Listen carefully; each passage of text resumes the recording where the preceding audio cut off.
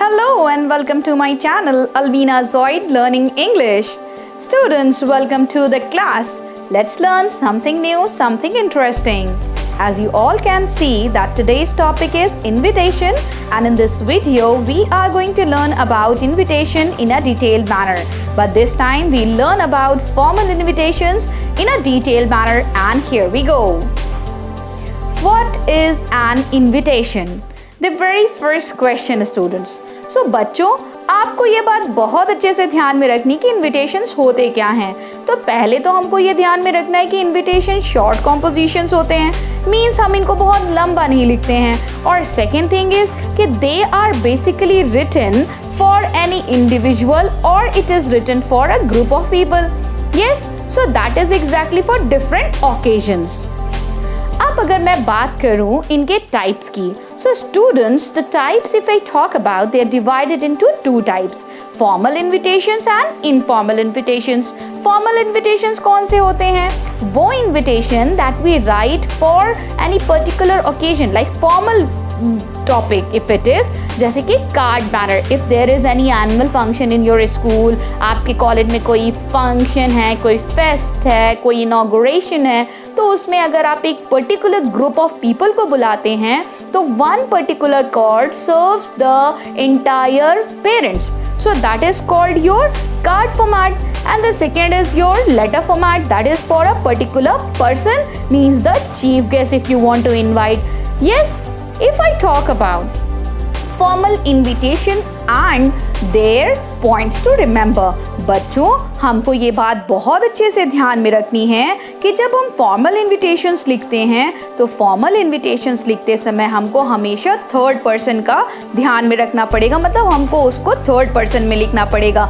Means क्या होता है कि you need to write down it in he, she, it instead of I, we and you.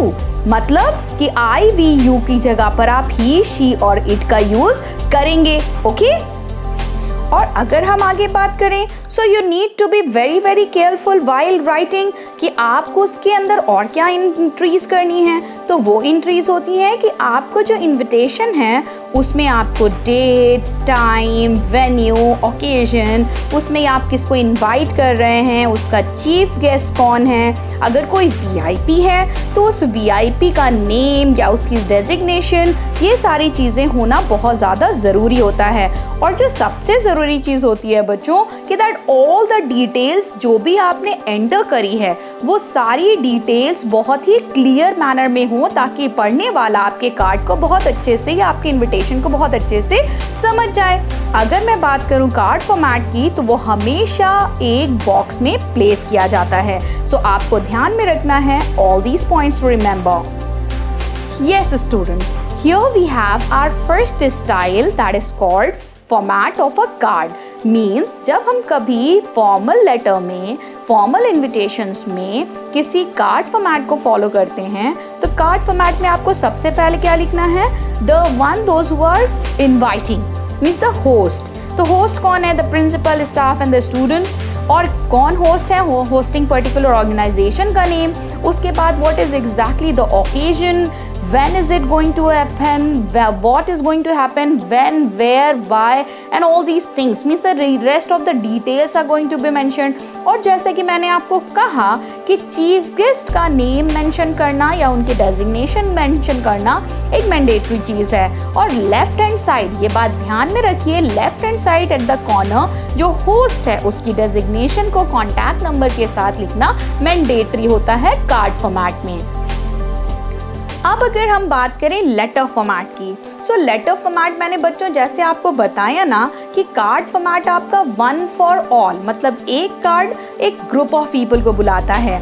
लेकिन letter format में जो लेटर है वो पर्टिकुलर पर्सन को लिखा जाता है। जैसे कि अगर आप कोई ये फंक्शन कर रहे हैं और उसमें आप एक चीफ गेस्ट को इनवाइट करना चाहते हैं तो इस तरह का फॉर्मेट फॉलो किया जाता है। So letter format is basically for inviting one particular person या the chief guest of an occasion. Format क्या है? First of all the sender's address, date, the receiver's name, designation, the place, subject of inviting, and what, when, where, confirmation, and yours sincerely, the name or the principal's designation and the place. Yes students, if we know that अगर हम लोग कहें सीधी सीधी बात कि अगर कभी आप invite करते हैं तो उसमें कई लोग हाँ कहते हैं कि yes I will definitely come, और कुछ लोग नहीं कहते हैं कि ड्यू टू सम रीज़न हम नहीं आ सकते हैं। तो उसके लिए भी we have some points to remember कि एक्सेप्टेंस एंड रिफ्यूजल में हमें किन पॉइंट्स का ध्यान रखना है और उनको लिखना कैसे है। तो अगर मैं बात करूँ एक्सेप्टेंस एंड रिफ्यूजल की, तो दोनों में ही आपको ये ध्यान रखना है कि it should be in formal way, is always written in third person, the format will be letter format style होता है, और हमेशा याद रखिए कि no specific reasons are given, मतलब कोई particular reason आप नहीं देंगे, आपको बस यही बताना है कि due to some prior work, due to some extra important work, I am out of station, मतलब some genuine reasons आपको देने पड़ते हैं। और अगर acceptance होता है, reply will mostly या most probably try करिए will be delighted to attend it in this manner। अब चलते हैं इनके एग्जाम्पल्स की तरफ, how to write down acceptance and the refusal letters. Yes students, you people can see that my acceptance letter कितने clearly लिखा हुआ है।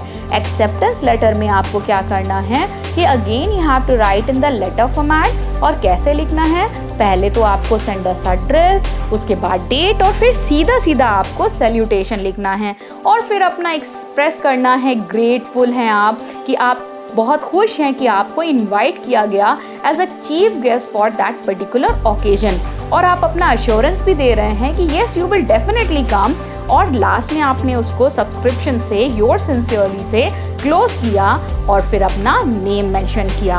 आप चाहें तो यहाँ पर अपना डेजिग्नेशन भी नेम के बाद मेंशन कर सकते हैं। अब अगर मैं बात करूँ रिफ्यूज़ल की, तो रिफ्यूज़ल के लिए स्टूडेंट्स आपको वही सेम फॉर्मेट फॉलो करना है, लेटर फॉर्मेट, और ध्यान क्या रखना है कि that in this case also आपको क्या करना है, स्टार्ट करना है सेंडर्स एड्रेस, उसके बाद आपकी डेट, उसके बाद आपका सैल्यूटेशन, और सैल्यूटेशन आपने दोनों ही केस में देखा होगा कि एक जगह पर मैंने लिखा है डियर सर और दूसरी जगह पे मैंने लिखा है रिस्पेक्टेड सर, तो दोनों ही जगह पर ये बिल्कुल ही सही है बच्चों, तो आपको इसमें कंफ्यूज होने की ज़रूरत नहीं है। उसके बाद आप अपना रीज़न लिखेंगे of not coming, and at last you will write down the subscription yours truly या योर सिंसियरली, दोनों ही कंडीशन बिल्कुल सही हैं। So that's why I've given two of the styles of refusal as well as acceptance for your invitation. मुझे लगता है कि ये वीडियो एक complete formal invitation का complete package है, जो कि मेरे स्टूडेंट्स को बहुत ज़्यादा हेल्प करने वाला है in their board exams. Hope you all are going to learn a lot from this video. Keep learning, keep understanding, and don't forget to like, share and subscribe with your friends. Thank you so much. Have a great day.